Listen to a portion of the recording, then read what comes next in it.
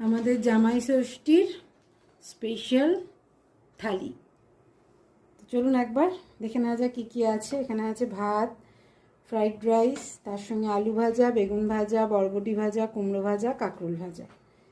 এখানে আছে মুগ ডাল, রুই মাছের কাতলা মাছের কালিয়া, এখানে আছে ইলিশ মাছ ভাপা, চিংড়ি মাছের মালাইকারি, মটন কষা, এখানে আছে চাটনি, পাঁপড়, দই, মিষ্টি, জামাইয়ের পছন্দের ভাজা ভুজি, আর এখানে হচ্ছে ফল। তো এগুলো আর কেটে দিতে বারণ করলাম, সেই জন্য গোটা। আমাদের সব জামাই ষষ্ঠী স্টার্ট হয়ে গেছে, সব বসে পড়েছে সাজিয়ে গুজিয়ে নিয়ে। মা গেছে এখন প্রদীপ আনতে। আশীর্বাদ পর্ব হবে, তারপরে হচ্ছে খাওয়া পর্ব।